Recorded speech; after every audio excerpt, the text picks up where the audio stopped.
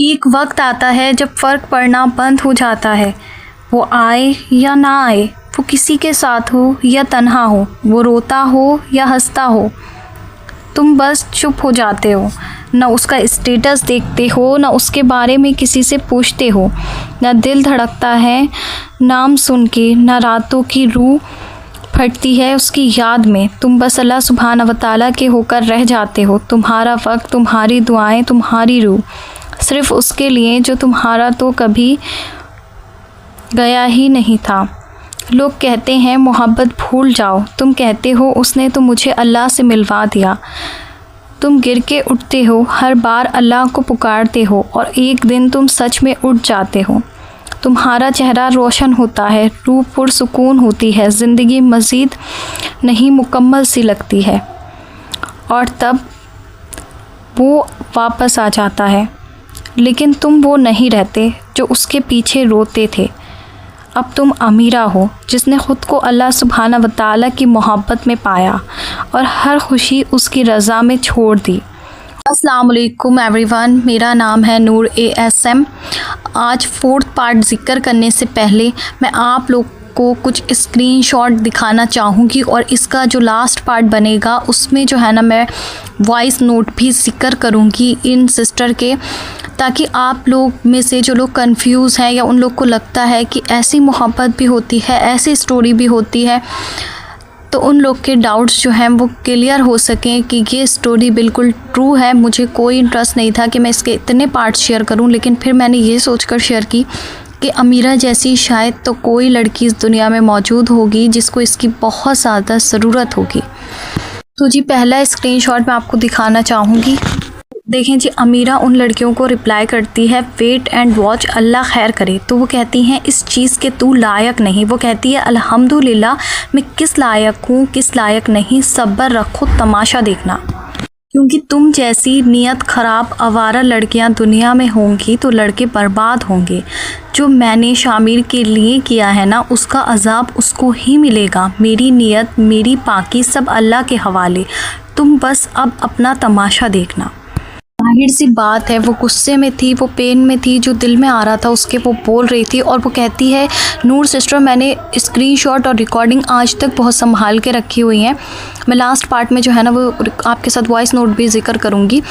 ये कहती हैं कि क्योंकि मुझे ये सबक बेवफाई का, धोखे का, दुनिया की कोई यूनिवर्सिटी, कोई कॉलेज, कोई स्कूल, कहीं से मैं नहीं सीख सकती थी, जो मैंने अपनी ज़िंदगी के इस मरहले पे सीखा। और वो मोहब्बत अल्लाह सुब्हाना व तआला की जो इस सब के बाद मैंने हासिल की, मैं आपको अल्फाजों में बता नहीं सकती हूँ कि मैं कितना इस चीज़ के लिए अल्लाह पाक की शुक्रगुज़ार हूँ और कितना मैं इस चीज़ के लिए तड़पती हूँ। सेकंड स्क्रीनशॉट में आप लोग देख सकते हैं कि जिससे मेरा बात कर रही है उस लड़की की दोस्त से, वो कहती है तो अब तुम जो हो ना वो भाई को छोड़ दो हमारे लिए। अमीरा कहती है छोड़ना तुमको होगा प्यार से, वरना मैं जानती हूँ मुझे क्या करना है। अमीरा कहती है दूसरों की चीज़ पे कब्ज़ा तुमने किया है, दूसरी गर्लफ्रेंड हो या दूसरी बीवी, वो दूसरी ही रहती है। मेरे शामिर पे ज़बरदस्ती कब्ज़ा जता के तुम उसको नहीं फंसा सकती। यहाँ पे वो उसका नाम लेके कहती है, तुमने वो लाइन तो सुनी होगी, मैं हाइड जो है ना वो नाम कर देती हूँ क्योंकि मैं नाम पर्सनली नहीं शेयर कर सकती किसी का। दूसरे स्क्रीनशॉट आपके साथ में ज़िक्र करें, वो कहती है अगर तूने मेरी जान की, यानी कि उस लड़की की लाइफ ख़राब करने की कोशिश की, तो तुझे जान से मार दिया जाएगा। अल्लाह अकबर, एक नामहरम नापाक रिश्ते के लिए इतनी लड़ाई, वो भी किस लिए? दूसरी गर्लफ्रेंड बनने के लिए।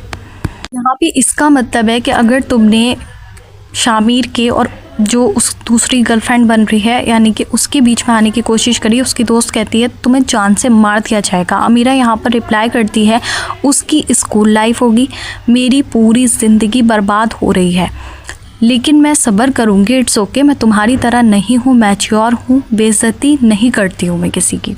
तो कहती है जो दूसरों का दिल तोड़े, यहाँ पे वो अमीरा से ये बोल रही है कि मेरी दोस्त तुम्हारी तरह नहीं है जो दूसरों का दिल तोड़े। अमीरा यहाँ पर ये रिप्लाई करती है कि अगर इतनी अच्छी है तो चली क्यों नहीं जाती है, दिल टूटा है उसकी वजह से, मेरी रूह तक ज़ख्मी हो गई है, तुम्हें मालूम नहीं है फुल स्टोरी हमारी। इतनी ज़ुबान जो चल रही है ना तुम्हारी, तुम्हें क्या पता कि लव क्या होता है, तुम्हें कुछ नहीं मालूम। चैट्स बहुत ज़्यादा लंबी हैं, लेकिन मैंने बाकायदा कुछ प्रूफ के तौर पर आप लोग के साथ में ज़िक्र किया। मैं करना भी नहीं चाहती थी, लेकिन फिर मैंने सोचा कि जिन लोग को लग रहा है या वो लोग थोड़ा कंफ्यूज हैं, उनके डाउट्स जो है ना वो क्लियर हो जाए। अब मैं आपके साथ जो है ना वो मिरेकल स्टोरी ज़िक्र करना चाहूँगी कि आफ्टर 5 ईयर्स बाद क्या होता है। अमीरा ये जानती थी कि शामिर बुरा लड़का नहीं है, उसको फंसाया जा रहा है। यही रीज़न था कि वो उससे दूर नहीं हो रही थी। उसकी बदतमीज़ियाँ, उसका जुल्म, उसका इग्नोर करना, उसका हर वो रूप जो उसने कभी नहीं सोचा था, वो सब बर्दाश्त कर रही थी। वो उसको स्टक करती थी। हालांकि वो हर जगह से ब्लॉक थी, लेकिन वो न्यू आईडी बना के हर तरह से वो उस तक पहुंचने की कोशिश करती और उसे स्टक करती रहती।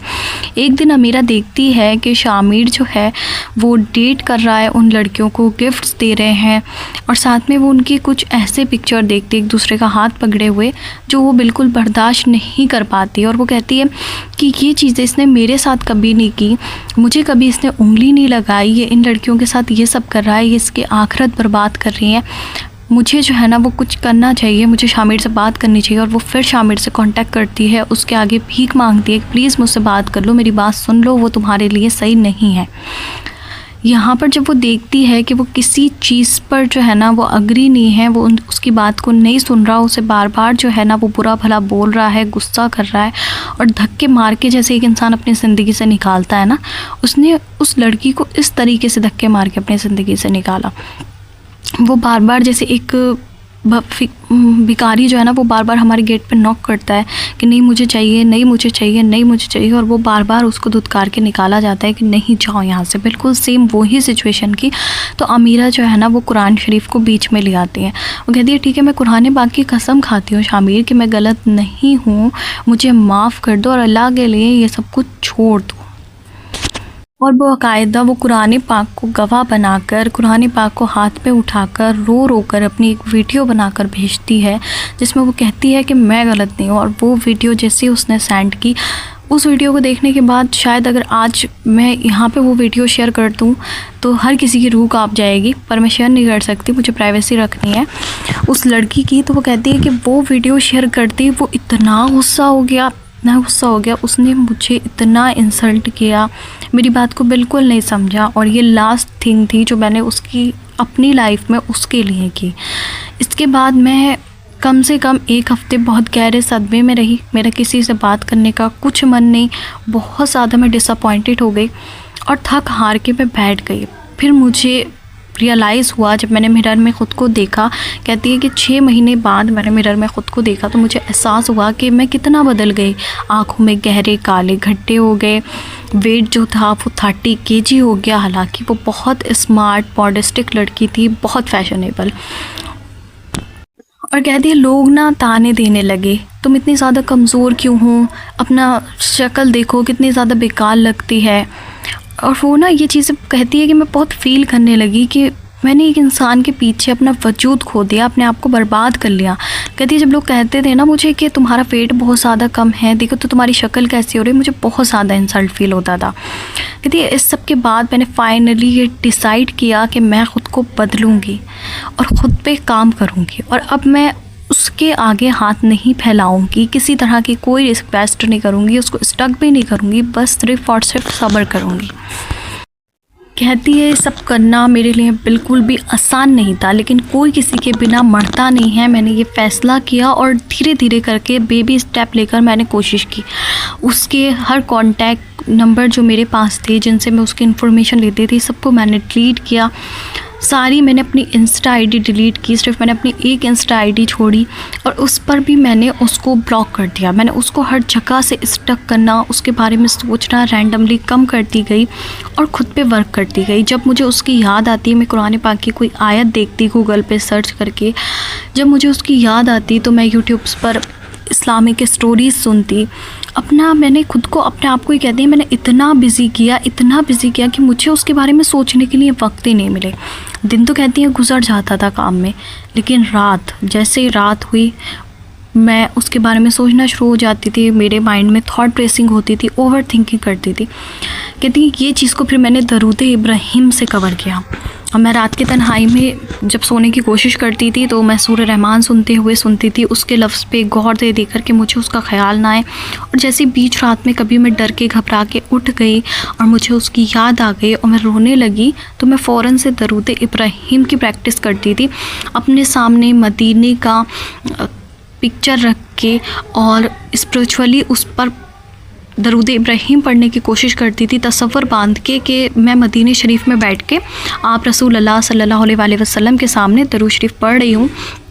कहती है इस तरह से मैंने तकरीबन 2-3 साल तक जो था वो दरूद इब्राहीम पढ़ा, सूरह रहमान पढ़ी, और इस सब के साथ मैंने इशराक की नमाज़, अव्वाबीन की नमाज़ और नफली और बहुत सारी इबादतें मैंने अपनी रूटीन में ऐड करी। अब मैं माशाल्लाह से 5 टाइम की नमाज़ की पाबंद थी, साथ में मैं इशराक की नमाज़, अव्वाबीन की नमाज़, चाश की नमाज़, सारी ही नमाज़ें पढ़ने की प्रॉपर कोशिश करती थी, जितना भी होता था उनको पढ़ती थी। ज़िक्र में मेरे सिर्फ दरूद पाक और इस्तग़फ़ार थे कि कहती हैं कि मुझे नूर सिस्टर ऐसा लगता है कि मैंने अपनी ज़िंदगी में शायद ही कोई अमल, कोई वजीफ़ा छोड़ा हो उस इंसान को हासिल करने के लिए, और आखिर में ना मुझे पता चला कि इतने सारे वजीफ़े नहीं करने चाहिए और रुझत हो जाती है, और वो चीज़ रुझत मुझे हुई भी, जिसका असर मेरे ऊपर बहुत ज़्यादा हुआ।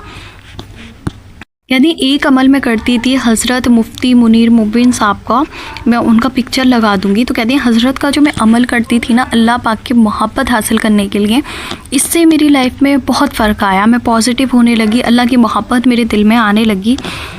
और बताती हैं साथ साथ मैं सदका बहुत करने लगी, लोगों की हेल्प बहुत करने लगी। वो मैं पहले भी करती थी लेकिन इतनी कंसिस्टेंसी से, इतना उससे पाबंदी से नहीं करती थी कि मुझे सदका करना ही करना है, मुझे लोगों की हेल्प करनी ही करनी है। लेकिन यहाँ मैंने अपने माजी के हर दोस्त को, हर चीज़ को पीछे छोड़ दिया था और नए लोगों से ताल्लुक़ बनाना, राब्ता करना शुरू कर दिया, नए लोगों को ज़िंदगी में शामिल किया, लेकिन सिर्फ वक्त दी। किसी से अब मैं इतना क्लोज नहीं जाती, किसी का मैं इतना अट्रैक्ट नहीं होती, किसी पर मैं इतना ट्रस्ट नहीं करती। ये यहाँ अब मेरी लाइफ बिल्कुल एक न्यू रीस्टार्ट हो चुका था, मैं खुद को रीस्टार्ट कर चुकी हूँ, सारी चीज़ें अब जैसी मैं चाहती थी वैसी हो चुकी। अल्लाह सुब्हानहू व तआला की बेइंतहा मोहब्बत मेरे दिल में आ चुकी। कभी कभी ऐसा भी मेरी लाइफ में होता, जो सोचती वो चीज़ मुझे हासिल हो जाती, छोटी छोटी दुआएं कबूल होने लगी, और अल्लाह सुब्हानहू व तआला की मोहब्बत का तो इस कदर मेरे अंदर लेवल आया, मैं आपको बता नहीं सकती। मैं अल्लाह पाक से दुआ करती हूँ कि अल्लाह पाक हमेशा अपनी मोहब्बत से ऐसे ही जुड़े रखना, कभी भी जो है ना वो अपनी मोहब्बत से मुझे दूर नहीं करना। आगे ये बताती हैं कि अब अल्लाह पाक का इतना शुक्र था कि मैं हंसने लगी थी, बोलने लगी थी और अपनी लाइफ में बहुत ज़्यादा बेहतर हो गई थी। अब मुझे उसका ध्यान भी नहीं आता, बहुत कम कभी कभार ख्याल आ जाता, जाहिर सी बात है, तो मैं भूली तो वैसे भी नहीं थी। दुआ में अक्सर दुआ करती थी, लेकिन अब बहुत कुछ बदल चुका था, और सबसे पहली बात थी मैं ख़ुद बदल चुकी थी। पूरे 5 साल इस चीज़ को हो चुके थे। कहती हैं कि अब तकरीबन टोटल 8 इयर्स बाद एक दिन मैं देखती हूँ कि शामिर वापस अचानक मेरी लाइफ में आ जाता है, जब मैं काफ़ी हद तक उसको भूल चुकी थी। अब क्या ये अल्लाह पाक की नई आजमाइश थी या ये मौजज़ों का सफ़र शुरू हो रहा था? आखिर क्या हुआ 8 साल बाद, ये जानने के लिए नेक्स्ट पार्ट जो है आपको वॉच करना होगा। नेक्स्ट पार्ट में इंशाल्लाह मैं आपके साथ में शेयर करूंगी। इसी के साथ मुझे दीजिए इजाज़त, मिलते हैं नेक्स्ट पार्ट में। कमेंट सेक्शन में अपना फीडबैक लाजमी देना।